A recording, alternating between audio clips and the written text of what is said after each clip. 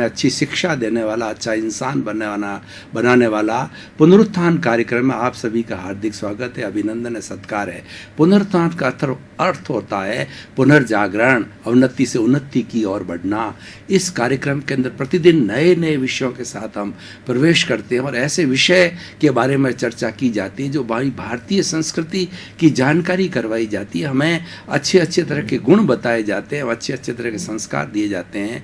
तो हम आज इसी क्रम के अंदर एक नए विषय के साथ में आपके सामने प्रस्तुत हो रहे हैं। वह हमारा विषय है राम राज्य। दर्शकगण, श्रोतागण, भाई और बहनों, आप लंबे समय से राम राज्य के बारे में सुनते आए हैं। राम राज्य की कल्पना मात्र से हमारे भीतर जिज्ञासा जागृत होती है कि राम राज्य किसे कहते हैं, राम राज्य का संचालन कैसे होता था और राम राज्य होने से क्या फ़ायदे हैं, राम राज्य से जनता को क्या सुख मिलता है। ये जिज्ञासाएं स्वतः ही हमारे भीतर पैदा हो जाती है, क्योंकि हम बचपन से ही राम राज्य की जो है बात सुनते आ रहे हैं। और हमारी जितनी सरकारें, चाहे राज्य सरकार आती है, चाहे केंद्रीय सरकार आती है, वो ये चिंतन करती है कि हमारे देश के अंदर राम राज्य स्थापित हो जाए, हमारे विश्व के अंदर राम राज्य स्थापित हो जाए। तो सबसे पहले राम राज्य की पृष्ठभूमि में जाता हूँ मैं कि राम राज्य स्थापित कैसे हुआ था। भगवान राम अयोध्या के राजकुमार थे और वो राजा दशरथ के पुत्र थे। राजा दशरथ के 4 पुत्र थे, राम, लक्ष्मण, शत्रुघ्न और भरत। ये इनकी 3 माताएं थी। कौशल्या के पुत्र राम थे और कैकेयी के पुत्र जो है भरत और शत्रुघ्न थे, और सुमित्रा के जो पुत्र थे वह लक्ष्मण जी थे। चारों भाइयों में बहुत ही अधिक प्रेम था और चारों भाई वशिष्ठ मुनि के आश्रम के अंदर युवा अवस्था के अंदर योद्धा बनने की, राज्य कार्य संचालन करने की, चारों भाई साथ रह करके सारी एक राजकुमार की विद्या को उन्होंने सीखा। और जब वो घर पर लौटे तो उस समय में राजा दशरथ बहुत प्रसन्न हुए और उसके साथ साथ में उनको इतनी खुशी, आह्लाद की अनुभूति हुई कि मेरे जो है सुपुत्र कितने युवा होकर के राजकुमार के रूप में कितने विकसित हो चुके हैं। अब जो है वो हमारे भारत की संस्कृति के अनुसार जो राजा का सबसे बड़ा बेटा होता है वही राज्यकारी का संचालन करता है। पिता के बाद, राजा के बाद में तो ये राम का हक बनता था। लेकिन कैकेयी ने जब उनका विवाह जो दशरथ से हुआ तो 2 वरदान मांग लिए कि जब समय आएगा तो आपको मेरे दोनों वरदान की पूर्ति करनी होगी। तो अब देखिए वो राजकुमार आ गए हैं, अब समय आ गया है कि किस तरीके से जो है वो पूर्ति होती है। और इन चारों राजकुमारों की जो है मिथिला की 4 पुत्रियां जो है वो राजा जनक की 4 पुत्रियां, सीता वगैरह, उन सब के साथ में सीता माता का विवाह जो है राम के साथ में, और तीनों उनकी जो चचेरी बहनें थी उनका विवाह जो भरत, लक्ष्मण और शत्रुघ्न के साथ, यानी चारों वो बहनें चचेरी आपस के अंदर बहनें थी, उनका साथ में विवाह हुआ। और अब देखिए क्या होता है कि कैकेयी के मन, जो उसकी मंत्रा दासी थी, उस मंत्रा दासी के मन के अंदर बुरी भावना आई और वो बार बार जो कैकेयी को जो है भरती रही। अब समय आ गया है कि तुम अपने पुत्र के लिए मांगो वरदान, जो है राजा दशरथ से, कि मेरा पुत्र जो है भरत है वो राजा बनना चाहिए। और इस तरीके से वो वरदान मांगा गया। तो ये बात उन्होंने दशरथ के सामने रख भी दी तो दशरथ मूर्छित हो गए। दशरथ का राम के प्रति बहुत स्नेह था, क्योंकि राम बहुत योग्य थे, इसी कारण स्नेह था। और दूसरा वो हकदार थे सबसे बड़े पुत्र होने के कारण। लेकिन जो रघुवंश की जो सबसे बड़ी मर्यादा थी कि रघुकुल रीत सदा चली आई, प्राण जाए पर वचन न जाई। इसी सिद्धांत के आधार पर, इसी युक्ति के आधार के ऊपर और इसी प्रिंसिपल के आधार पर जो है राम राज्य की स्थापना हुई कि जो वचन दे दिया गया है उसका पालन किया जाए, चाहे ये शरीर भी चला जाए। तो उस वचन से आधार पे जो है आखिर उनको राम को की जगह भरत के लिए स्वीकृति देनी पड़ी और मूर्छित भी हो गए। उस वक्त में राम सहज, वो तो भगवान के रूप थे, वो मनुष्य जीवन के अंदर जो वो स्वयं अवतार थे और मनुष्य जीवन के अंदर लोगों के कल्याण के लिए और जो दुष्ट लोग हैं उनका संहार करने के लिए और जो लोग साधु प्रवृत्ति के सज्जन लोग हैं उनको सुख देने के लिए राम राज की स्थापना करना चाहते थे। अब उन्होंने जब कह दिया तो उन्होंने सहज रूप से जो इसको स्वीकार कर लिया कि हम जो है वो वनवास में चले जाएंगे। 14 साल का वनवास के कई ने मांग लिया राम के लिए। तो भरत जी भी राम के प्रति इतने स्नेह और श्रद्धा रखने वाले थे कि आखिर में कुछ नहीं हुआ तो उनकी पादुकाएं वो रख करके, भैया इन पादुकाओं को सिंहासन पे रखूंगा और आपके आदेश का और पिताजी के आदेश का पालन करने। 14 साल तक वो सिंहासन पर नहीं बैठे, राम की पादुकाओं को रख करके प्रजा का संचालन कर रहे थे।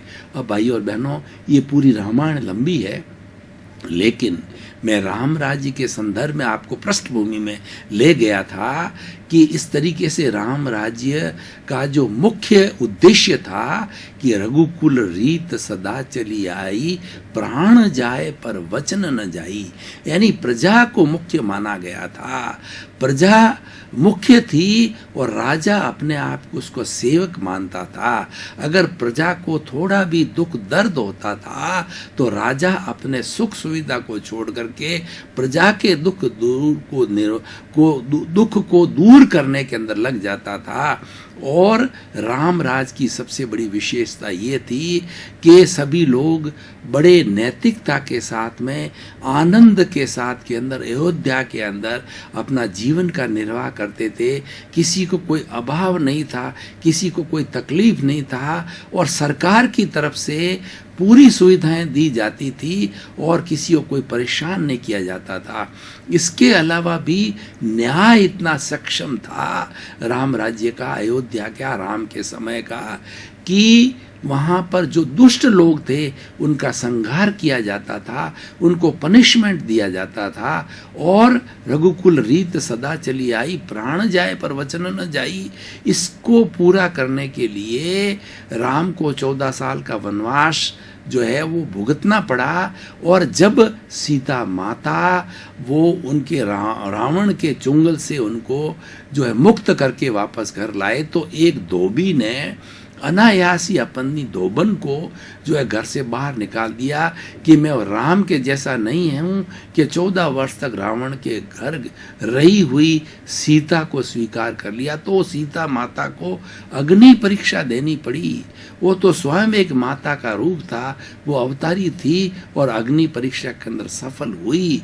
तो ये हमारे सामने राम राज्य का आदर्श था। राम और सीता और भाई के प्रति स्नेह जो लक्ष्मण का था वो अद्वितीय था। रामायण हमारी भारतीय संस्कृति के अंदर एक सबसे बड़ा कहना चाहिए आदर्श का और सबसे बड़ा आकर्षण का और सबसे बड़ा श्रद्धा का केंद्र है। पूरी रामायण के अंदर इस बात को दर्शाया गया है और उन्होंने जीवंत जीवन लिया कि अन्याय के प्रति जो है प्रतिरोध किया जाए और न्याय की स्थापना की जाए। न्याय की जहाँ बात आती है, जनता के सुख की बात जहाँ आती है, वहाँ राम राज्य की कल्पना की जाती है। और वह एक ऐसा समय था राम राज्य का कि वो अगर घर के अंदर लागू किया जाए, वो समाज के अंदर लागू किया जाए, देश के अंदर लागू किया जाए तो महात्मा गांधी का सर्वोदय हो सकता है।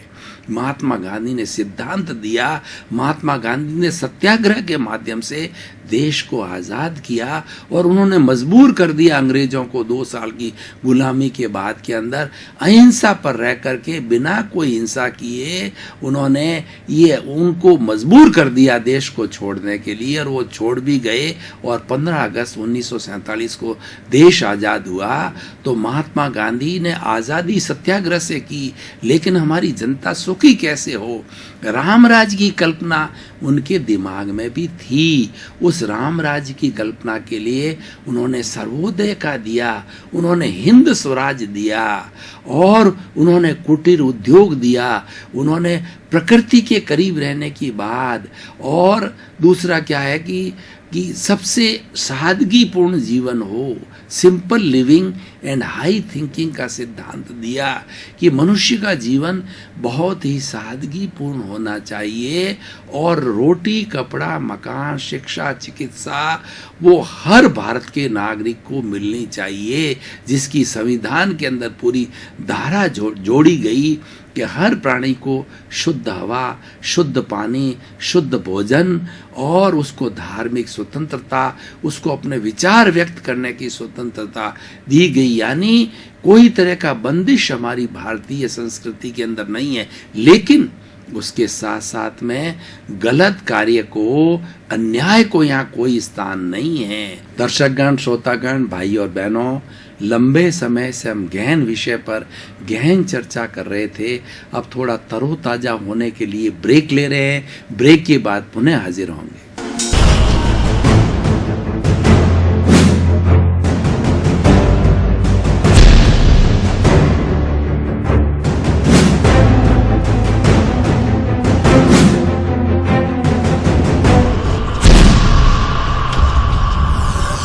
अगर भाई और बहनों, हमने थोड़े समय का ब्रेक लिया, अब हम अपने आप में तरोताजा, ताजगी महसूस कर रहे हैं और पुनः हमारे निर्धारित विषय पर सत्संग प्रारंभ। पनिशमेंट की भी प्रक्रिया है। दुर्जनों को जो पनिशमेंट देने के लिए हमारी न्यायपालिका बहुत सशक्त है, बहुत पावरफुल है और बहुत समृद्ध है, और न्यायपालिका एक स्वतंत्र रूप से है, और वह न्यायपालिका चाहे भारत का राष्ट्रपति हो, चाहे प्रधानमंत्री हो, वो भी अगर अन्याय करता है तो न्यायपालिका उसको न्याय के घेरे में ला सकती है, क्योंकि बिल्कुल स्वतंत्र है। और ये राम राज्य का एक रूप है।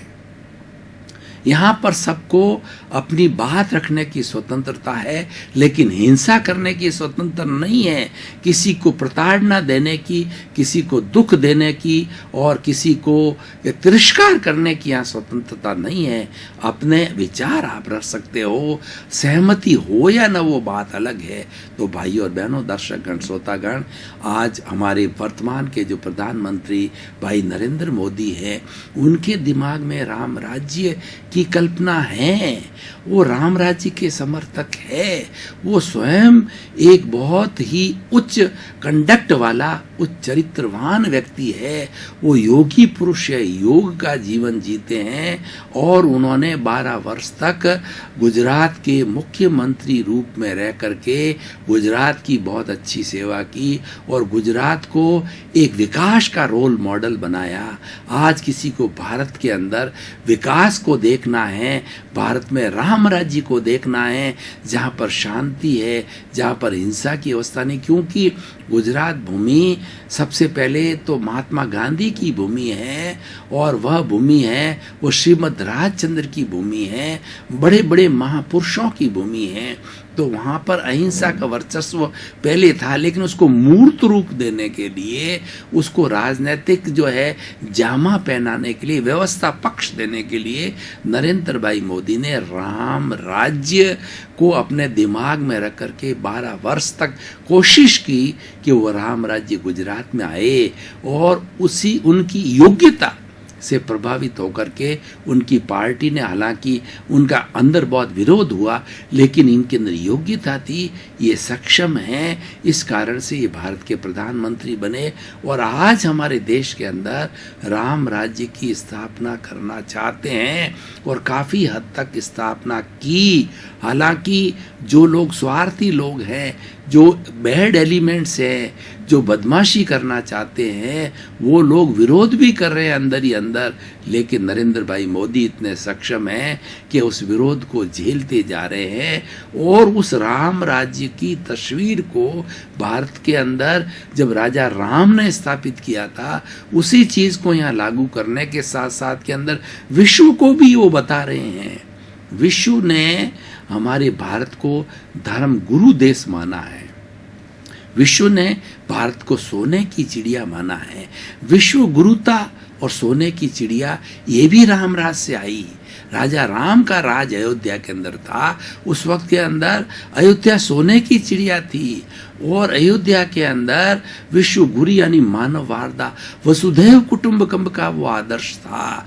तो ये नरेंद्र भाई मोदी ने विश्व के 206 देशों का जो संगठन यूएनओ है, यूनाइटेड नेशन ऑर्गेनाइजेशन है, तो प्रधानमंत्री बनते ही उन्होंने इंडिया की फिलॉसफी रखी कि हमारे भारत की फिलॉसफी वसुधैव कुटुंबकम की फिलॉसफी है, योग की फिलॉसफी है, अहिंसा की फिलॉसफी है। उससे प्रभावित होकर के पूरे विश्व ने 2 अक्टूबर को महात्मा गांधी के जन्मदिन को पूरे विश्व में अंतर्राष्ट्रीय अहिंसा दिवस रूप में मनाना घोषित किया और मनाया जा रहा है।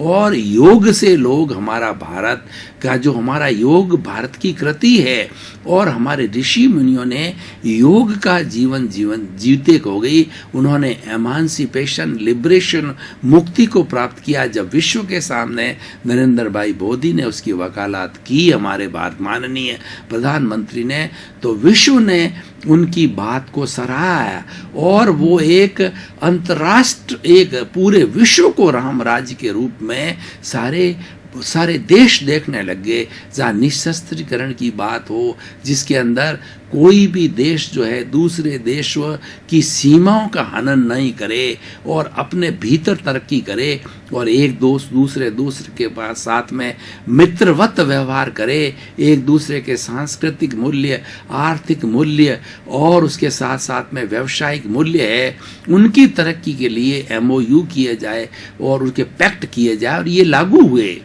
बहुत से देश आज भारत के अंदर जो है वाइब्रेंट गुजरात के अंदर बहुत से देश आए थे और उन्होंने और हमारे माननीय प्रधानमंत्री जी मोदी जी जहाँ जाते हैं कई देशों के साथ के अंदर वो पैक्ट करते हैं। हमारी जो इंटरनेशनल टेक्नोलॉजी को देश के अंदर लाए हैं और काफ़ी हद तक वो हमारे देश के अंदर आ गई है।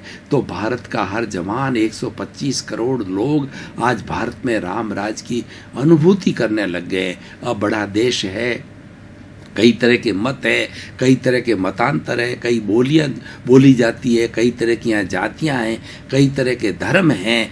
तो लेकिन इन सब के होते हुए भी भारतवर्ष के अंदर यूनिटी अमॉन्ग डाइवर्सिटी, अनेकताओं में एकता हमारे देश में क्यों है कि हमारा देश राम राज के सिद्धांत को मानता है, वसुधैव कुटुंबकम के सिद्धांत को मानता है, अहिंसा के सिद्धांत को मानता है और हम 5 महाव्रत अहिंसा, सत्य, अचौर्य, ब्रह्मचर्य और अपरिग्रह के ये सर्व भारत के धर्मों ने इसको मान्य किया है। ये हमारी इंडियन फिलॉसफी है, ये हमारी भारतीय दर्शन है, उसको हम सभी दर्शनों ने इसको माना है और उसको जगह दिया है और उसका मूर्त रूप राम राज्य है। जब ये सारे सिद्धांत ढल कर के किसी व्यक्ति के जीवन के अंदर आता है तो वो एक अच्छा इंसान बनता है। राम राज्य का मुख्य उद्देश्य है एक अच्छा इंसान बनाना, एक मानववादी इंसान बनाना जो किसी को दुख न दे और किसी को दुखी व्यक्ति को सुखी बनाने के अंदर वो सहयोगी बने। हमारे राम राज्य की कल्पना ये है कि किसी व्यक्ति क्या दुख हम देखते हैं तो हमारे भीतर ये भावना होनी चाहिए कि ये दुख उसका नहीं है, ये मेरा दुख है।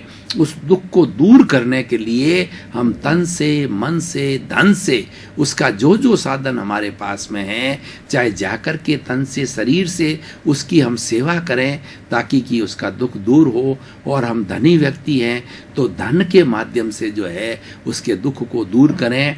और दोनों ही नहीं है तन भी नहीं है, धन भी नहीं है, मन यानी उसको शांत, उसके पास जाकर के उसको सांत्वना दिलाई जाए कि भैया ये दुख आज आया है, कल चला जाएगा। दर्शकगण, श्रोतागण, भाई और बहनों, आपके प्रति बहुत बहुत धन्यवाद, कृतज्ञता, साधुवाद कि आप इस पुनरुत्थान कार्यक्रम को प्रतिदिन सुन करके सफल बना रहे हो और हमें भी महसूस हो रहा है कि हमारा कार्यक्रम सफल हो रहा है। इसलिए हम अच्छे अच्छे विषयों के साथ में रोज प्रस्तुत होते हैं। हमारे पुनरुत्थान कार्यक्रम का उद्देश्य जगत कल्याण करना है। सर्वे भवन्तु सुखिनः, सर्वे भवन्तु निरामया, और विश्व के सभी प्राणियों, 7 अरब की जनसंख्या सुखी हो और आनंदमय हो, यही हमारा उद्देश्य है। आपके प्रति मंगल भावना, शुभकामना कि आपका जीवन आनंदमय हो, सुखमय हो, धर्ममय हो, प्रेममय हो और खूब आनंद के साथ आप जीवन जिए।